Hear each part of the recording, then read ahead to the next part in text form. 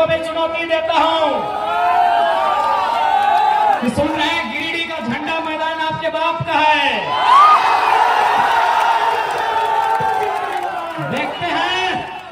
देखते हैं सोनू जी, वो फिर झंडा मैदान कब तक आपके बाप का रहता है।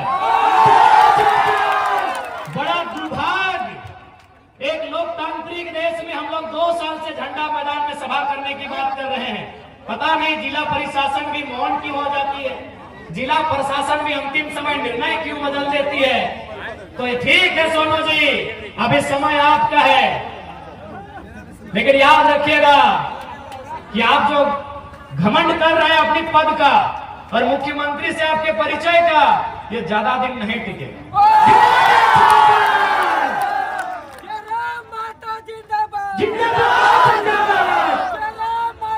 और याद रखिएगा, इस बार गिरिडीह की जनता आपसे हिसाब लेगी। गिरिडीह की जनता आपसे इस बात का हिसाब लेगी कि आपने जितना जीएम लैंड में कब्जा किया है, आपने जितना कंपनी और फैक्ट्री से दलाली लेने का काम किया है, उसका पाई पाई हिसाब गिरिडीह की जनता लेगी। माननीय सुदीप कुमार सोनू जी, इस बात को याद रखिएगा। आज केवल गिरिडीह की बात करें तो आज आपके आसपास इसी क्षेत्र में हजारों छोटी बड़ी कंपनियां हैं कि नहीं? आज इसी गिरिडीह में हजारों कंपनियां हैं, रंजित दा, है कि नहीं? हाँ मनोज दा, इसी गिरिडीह में हजारों कंपनियां हैं। आज आप देख सकते हैं हर एक कंपनियों से धुआं निकलता है, लेकिन विधायक मौन है। अब सवाल ये उठता है कि विधायक मौन क्यों है? क्योंकि मैं आपको एक अनुभव बताना चाहता हूं। एक कंपनी के किनारे मेरा कार्यक्रम था, जब तक मेरा कार्यक्रम था कंपनी ने धुआं को बंद करके रखा था। यानी केवल मेरे कार्यक्रम से अगर धुआं बंद हो सकता है तो विधायक चाहेंगे तो क्या क्या बंद हो सकता है, आप सोच के देखिए। एक कार्यक्रम में, जब तक मेरा कार्यक्रम था, मेरे कार्यक्रम से लगभग 300-400 मीटर की दूरी में एक फैक्ट्री था। उस फैक्ट्री में धुआं उड़ता है, लेकिन जब तक कार्यक्रम था वह धुआं बंद था। क्यों बंद था?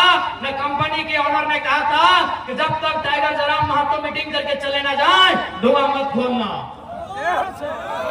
आप सोच सकते हैं, एक लड़का जो न विधायक है न सांसद है, अगर उससे इतना खौफ बन सकता है तो जो लोग संवैधानिक पदों में हैं, उनसे कितना खौफ बनेगा, आप अंदाजा लगा लीजिए। अब सवाल है, क्यों नहीं चाहते हैं? ये क्यों नहीं चाहते हैं? नहीं, ये इसलिए नहीं चाहते हैं क्योंकि इन्हें वो कंपनियां चंदा देती है। ऐसा नहीं है कि जरा महतो को उन्होंने चंदा का प्रलोभन नहीं दिया।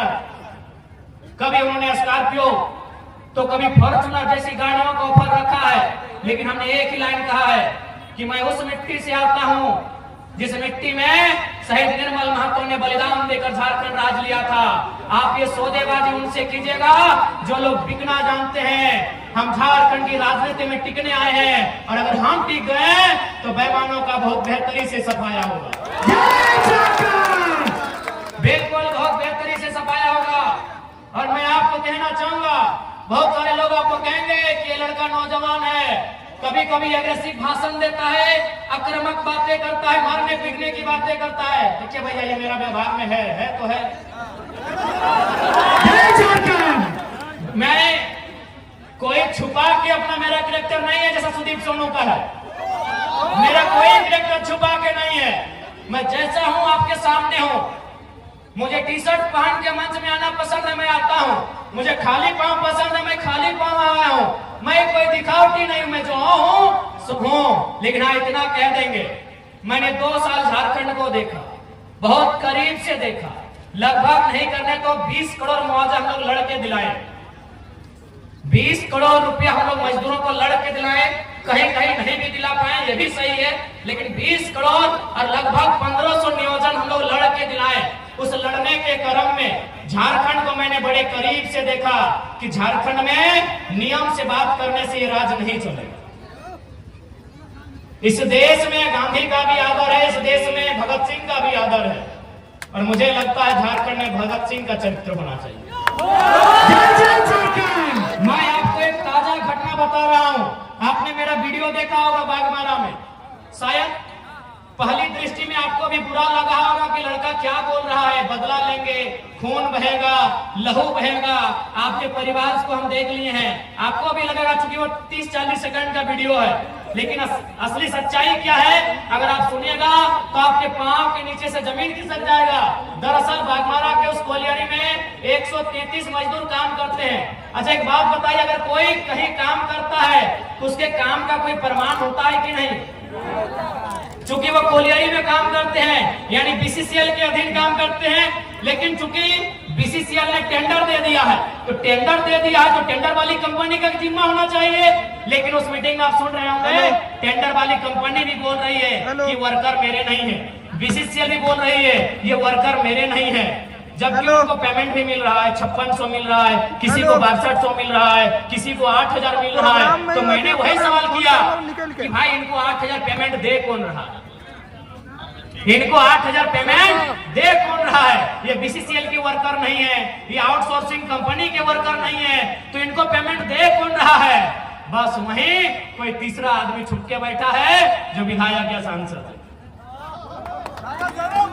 उनका पेमेंट बनता है 32,000, उनको मिल कितना रहा है?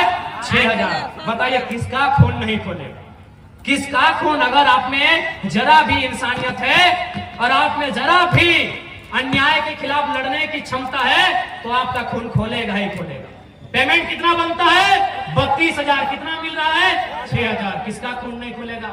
अरे वो तो मीडिया चल रहा था, कैमरा था, हमको भी मालूम था कि मीडिया लोग वीडियो ले रहे हैं, नहीं तो बोतल कसम से हम टेबल में पटकने के लिए नहीं उठाए। अगर वो लाइव नहीं चलता ना तो एक पदाधिकारी का कपार में पटकना। अब आपको अगर मेरा ये कैरेक्टर नहीं पसंद है वोट मत दीजिएगा, झूठ बोल के वोट नहीं लेना। अगर हम लोग सत्ता में आ गए तो बिल्कुल रिएक्शन होगा, जनता के साथ रिएक्शन नहीं होगा। बेईमान और भ्रष्ट पदाधिकारी है उनके साथ रिएक्शन होगा। मैं आपको इसी गिरिडीह लोकसभा की एक घटना सुना रहा हूं। गिरिडीह लोकसभा, गिरिडीह विधानसभा पीरटन की घटना है। हमारे पीरटन के साथी भी आए, उनसे पूछिएगा। एक दिन उस ब्लॉक परिसर में 2 ऑफिसर चाय पी रहे थे।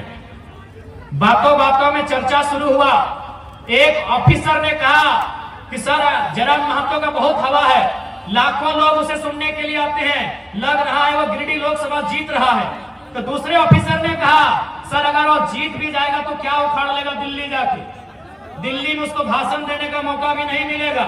वो एनडीए से भी नहीं है, इंडिया से भी नहीं है, वो मोदी की तरफ से भी नहीं है, वो राहुल गांधी के भी तरफ से नहीं है, तो जयराम महतो क्या उखाड़ लेगा सर दिल्ली में? तो दूसरे अफसर ने कहा कि सर आप ठीक बोलते हैं, जयराम महतो दिल्ली में कुछ नहीं उखाड़ पाएगा, लेकिन सर मेरा दिल कहता है जहां से गिरिडीह शुरू होता है और जहां गिरिडीह खत्म होती है, अगर वहां कोई बेईमान पदाधिकारी उसको दिखा तो रोड में पटक के मार देगा सर। ये मैंने नहीं कहा, ये उस अफसर ने कहा कि जहां से गिरिडीह शुरू होती है और जहां गिरिडीह खत्म होती है, अगर प्रखंड लेवल में या पंचायत लेवल में कोई अफसर मनमानी किया, फुटानी किया तो जयराम महतो उसको पटक के मार देगा सर, ये गारंटी है। यही बेरमो विधानसभा की एक घटना है। एक आदमी को अटेंडेंस रोक दिया गया था। वो आदमी हमारे पास आया, बोला भैया ये ऐसा बात है। हमने कहा कि अधिकारी को फोन लगाइए, तो बोला नहीं एसपीओ की पीओ था, बोले लगाइए फोन। तो हमने फोन लगाया, उनको परिचय दिए कि सर हम जयराम कुमार महतो बोल रहे हैं, इनका अटेंडेंस बंद कर दिया गया है, गरीब आदमी है, नौकरी में रख लिया जाए। उधर से अधिकारी की आवाज आती है कि कौन जयराम महतो, हम तो नहीं पहचान पाए। हम इतने बोले कि आप विधायक और सांसद का खाली आवाज पहचानते हैं ना, अच्छी बात है, तो हम आज आपको फोन नहीं करेंगे, फोन काट रहे हैं। अब आपसे हम 2 महीना के बाद मिलेंगे, लेकिन दुआ कीजिएगा कि हम चुनाव ना जीते। अगर चुनाव जीत गए ना और रोड में जहां दिखेंगे पटक के दामोदर नदी में गाड़ देंगे। विश्वास कीजिए 10 सेकंड के बाद उस अधिकारी ने कहा कि जयराम बाबू बोलिए क्या काम है। 10 सेकंड में उस अधिकारी ने कहा कि जयराम बाबू बोलिए क्या काम है। हमने कहा काम हो गया है, रख लीजिएगा इसको। 10 सेकंड में, ये कोई बड़ाई नहीं कर रहे हैं, शेख साहिद हमारे उपाध्यक्ष है, वो उसको लेके आए थे, पूछ